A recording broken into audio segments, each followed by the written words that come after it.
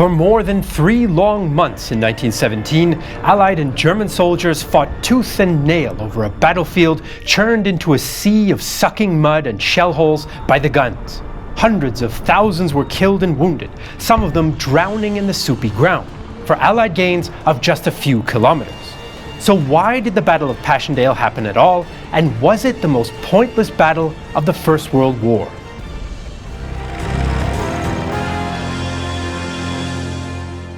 Summer 1917 was a time of crisis for the Allies. The Italians could make no progress in the Alps, Russia's revolutionary provisional government promised to keep fighting, but its army refused to fight, and the Franco-British spring attacks in the west had also failed. Even worse, part of the French army had mutinied, which limited it to defensive action. Some in London even worried France might be on the verge of collapse. At the same time, German U-boats were waging unrestricted submarine warfare in the Atlantic and had sunk record amounts of Allied shipping that spring. The United States had joined the Allied side in April, but it would take many months before American troops could make any impact at the front. The British Empire was now the only ally that could put serious pressure on Germany, so Field Marshal Douglas Haig developed an ambitious plan. He hoped that an offensive east of the Belgian town of Ypres could solve several problems and potentially change the course of the war. The British Army would move out of its poor tactical positions in the Ypres salient and take the 3 small ridges on the outskirts of town that gave the Germans a local advantage: Pilkum, Broodseinde, and Passchendaele. Once they'd taken this high ground, they could push on towards Roulet, a major German railway and logistics center. If all went well, they'd also capture the Channel ports that housed German U-boats and secure the French Channel ports behind Ypres, upon which British logistics depended.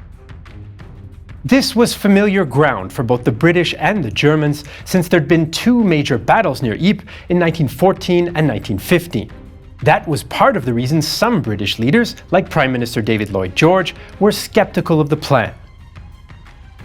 Before we embark upon a gigantic attack which must necessarily entail the loss of scores of thousands of valuable lives and produce that sense of discouragement which might very well rush nations into premature peace, that we should feel a fair confidence that such an attack has a reasonable chance of succeeding.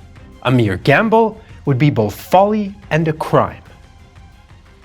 But the pressure to act in the face of strategic danger was overwhelming, and Admiral John Jellicoe supported Haig by emphasizing the danger at sea. The cabinet approved the plan, and Haig was confident. It is my considered opinion, based not on mere optimism, but on a thorough study of the situation, guided by experience which I may claim to be considerable, that if our resources are concentrated in France to the fullest possible extent, the British armies are capable and can be relied on to effect great results this summer.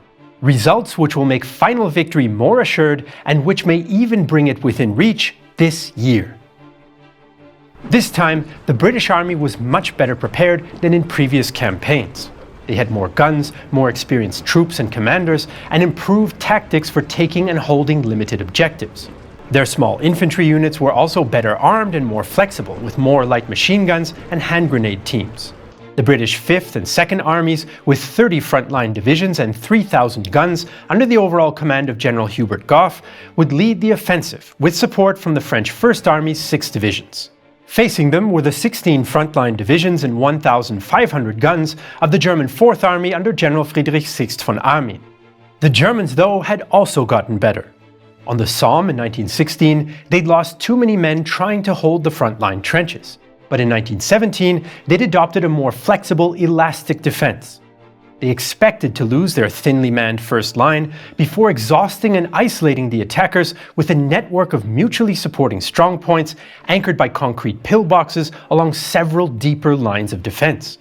Once the attack had lost momentum, special Eingreif or counterattack units would strike the confused and tired enemy to push them back. The German command decided to further reinforce its defenses near Ypres under the supervision of gifted defensive general Fritz von Losberg, because they held the high ground and because of the region's strategic importance. So the British had resolved to attack in Flanders, and the Germans prepared to meet them. But before the main British attack could begin, they planned to eliminate a troublesome German position from underground. The German trenches on Messines Ridge overlooked the area where the British planned to advance, and if they didn't take it, the Germans could direct devastating artillery fire against British troops on the move in the open. So British and Australian tunnelers dug underneath the ridge for months and hollowed out 21 huge caverns deep under German positions. Engineers then filled the mines with over 400 tons of explosives. On June 7th, 19 of the mines exploded, blowing much of the top off of Messines Ridge and wiping out the German trenches. German officer Lieutenant Meinke bore witness. The earth roared, trembled, rocked. This was followed by an utterly amazing crash, and there before us in a huge arc, kilometers long, was raised a curtain of fire about 100 meters high. It was like a thunderstorm, magnified 1,000 times. British artilleryman Ralph Hamilton was less poetic. German shells are bursting round now as I write, but it makes one laugh to think of their little efforts compared to what we are providing. We are getting revenge for 1914 with a vengeance. It's been claimed that 10,000 Germans were killed in the blast, but that figure is disputed and was likely much lower. The claim that the explosion was so loud it was heard in London is harder to assess.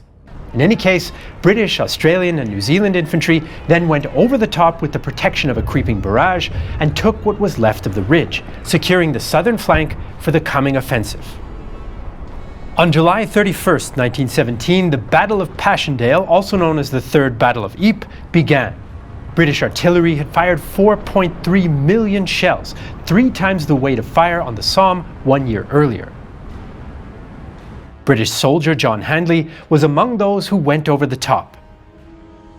I went forward till suddenly I fell, tripped up by the German wire. As I plunged into the mud, several rifle shots flashed and cracked from the enemy trench just in front of me. My rifle was useless, choked with mud. Pulling out a hand grenade, I released the lever and lobbed it as near as I could to the area from which the shots came. Bobbing up to see the explosion, I saw several heads silhouetted against the flash. I had aimed well. At that moment, one of our Lewis gun teams came up and I led them into the German trench where, in the half-light of dawn, we only found one badly wounded Hun. General Gough had set ambitious objectives for the first days, but even with the British superiority in artillery and infantry and several dozen tanks, they couldn't achieve them all. They and the French advanced a maximum of about 3.5 kilometers and captured Pilkem Ridge, but the right flank made little progress on the Gelliveld Plateau. German counterattacks also reclaimed some British gains on the first days, and the Germans' newly developed mustard gas caused further problems. The fighting was intense, including for German artilleryman Gerhard Gürtler. Darkness alternates with light as bright as day. The earth trembles and shakes like a jelly. We crouch between mountains of ammunition, some of us up to our knees in water, and fire, while all around us shells upon shells plunge into the mire, shatter our emplacement, root up trees, and flatten the house behind us. We look as if we'd come out of a mud bath. We sweat like stokers on a ship. The barrel is red hot. The cases are still burning hot when we take them out of the breech. And still the one and only order is fire, fire, fire. The British attack had bogged down, literally, since the battlefield had quickly become a bog. Unusually heavy rain fell on most days right from the start of the offensive, and since the earth had already been churned up and the drainage system destroyed by years of intense shelling, the battlefield became a sea of mud and water-filled shellholes. This made movement for men, horses, or tanks an exhausting effort, caused the death of many wounded men by drowning, and prevented shells from exploding since the soup they landed in was too soft to set off contact fuses. Men and horses often had to stick to narrow wooden duckboard paths, which made them especially vulnerable to German artillery. British Chief of General Staff Sir Launcelot Kiggle, upon seeing the battlefield later, is rumoured to have exclaimed, "Good God, did we really send men to fight in that?"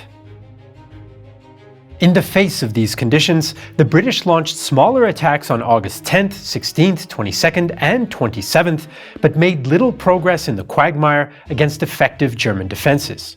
A Canadian Corps attack to distract the Germans took Hill 70 near Lens, but had little impact on the ongoing battle near Ypres.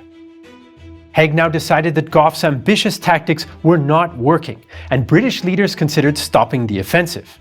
But Haig was convinced it could still work, and put General Herbert Plumer in charge. Plumer had suggested a more methodical approach in the planning stages, and now he had the chance to put his limited bite and hold plan into action. According to this method, British troops would advance in small increments of about 1,000 meters at a time with crushing artillery support. They would then consolidate their positions, repel the inevitable German counterattack before doing it all again. So the British had inched forward in the sludge and changed commanders. In September, the weather improved, and the British brought in the battle-hardened Australian and New Zealand Corps, or ANZAC, for the next phase of the attack. Using Plumer's bite-and-hold method, and with the support of overwhelming British artillery fire, the Anzacs took critical ground on the Gelleveld Plateau and Polygon Wood.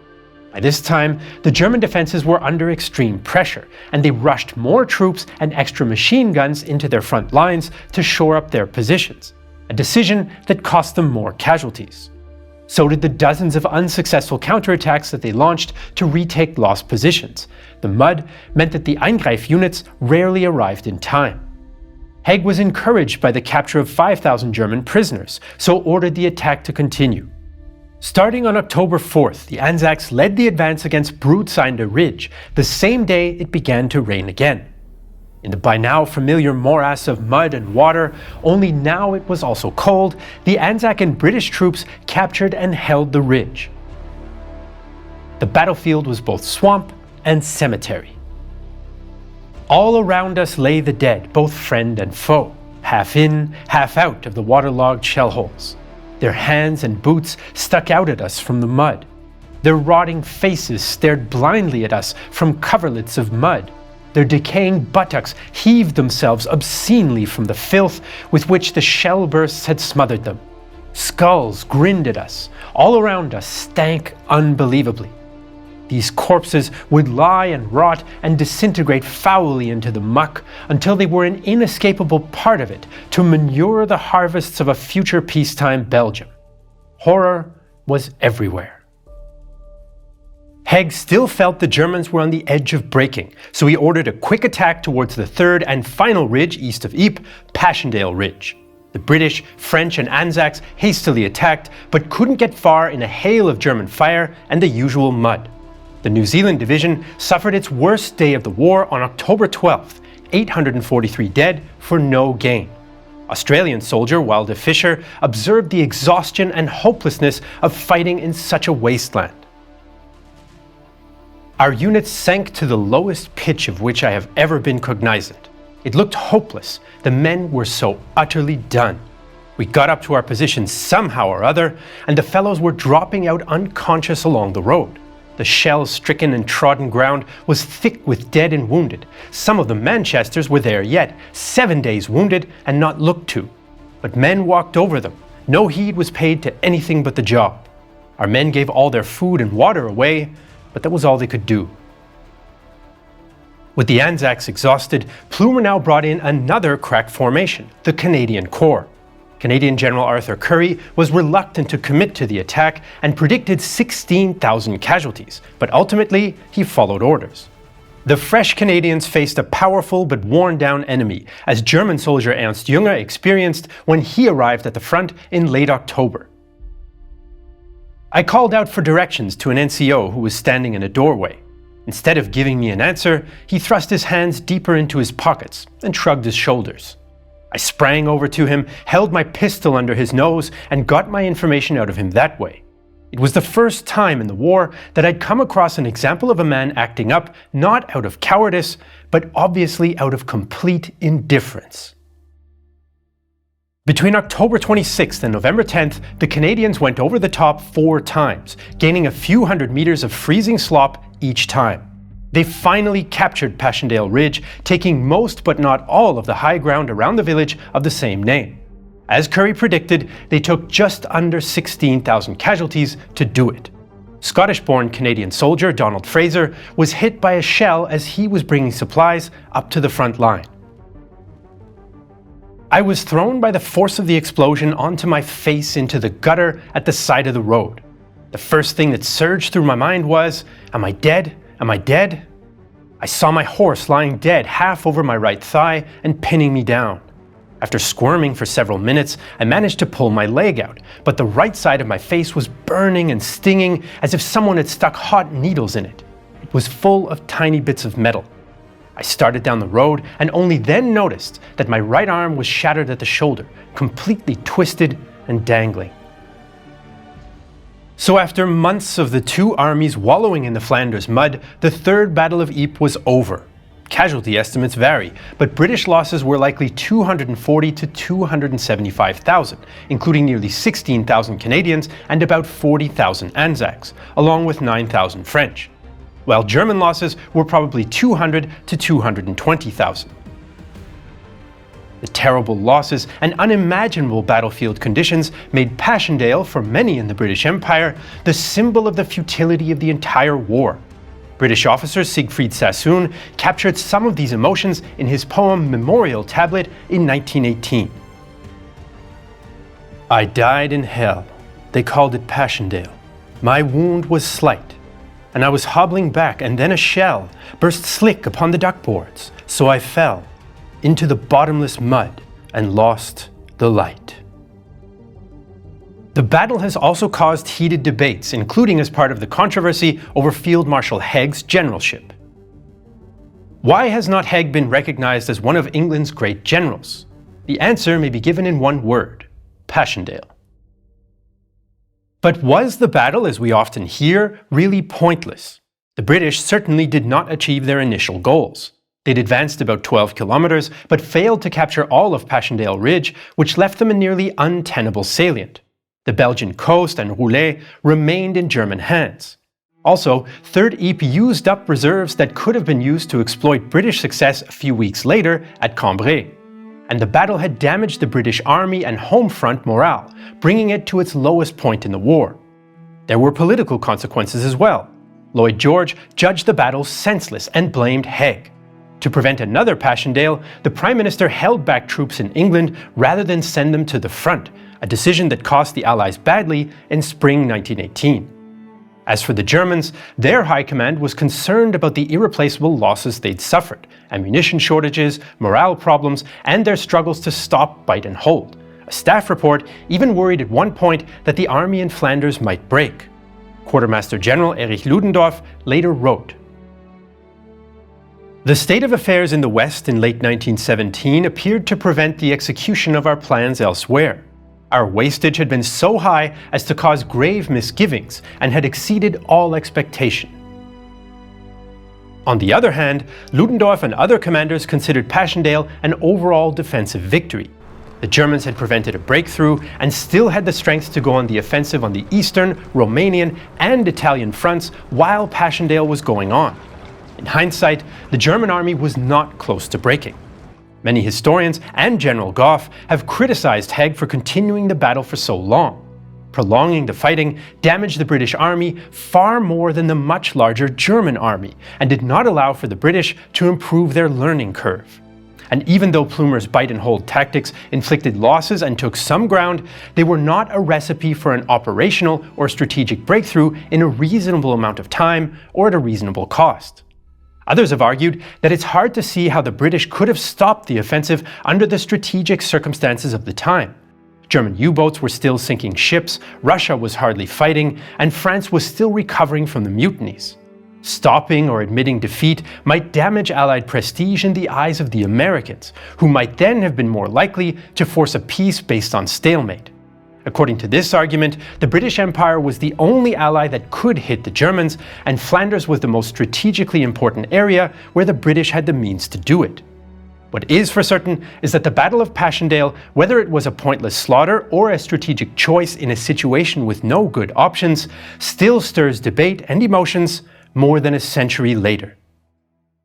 Since you're watching this detailed documentary about one of the First World War's most infamous battles, I think you might be interested in more history deep dives. If you want to learn more about the Battle of Berlin, you should check out our 4.5-hour, 18-part documentary series, 16 Days in Berlin, covering the entire battle day by day with detailed maps, animations, expert interviews, and more. 16 Days in Berlin is the most detailed documentary about this battle ever produced. With our uncompromising portrayal using authentic combat footage, we couldn't upload it to YouTube because of their advertising guidelines. So where can you watch 16 Days in Berlin?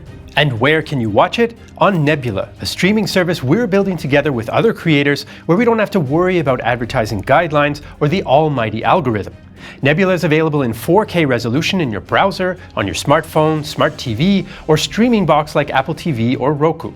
If you go to nebula.tv/The Great War, you can watch 16 Days in Berlin, our other original documentaries, Rhineland 45 and Red Atoms, as well as a host of other smart creators. And all that for just $36 for an entire year. And that's not all. On Nebula, you can also watch all our regular videos ad-free and earlier than on YouTube. Right now, you can also get the Nebula Lifetime Membership. Pay once and get access to everything Nebula has to offer for as long as you and Nebula exist. The Lifetime Membership allows us to invest in more original content and improve the platform for everyone. 1/3 of your Lifetime Membership will also support us at Real-Time History directly. If you want to learn more about the Battle of Cambrai, which followed the Battle of Passchendaele, check out our previous video on that. As usual, you can find all the sources for this episode in the video description below. If you're watching this video on Patreon or Nebula, thank you so much for the support. We couldn't do it without you. I'm Jesse Alexander, and this is a production of Real-Time History, the only history channel that knows the true state of affairs in the West.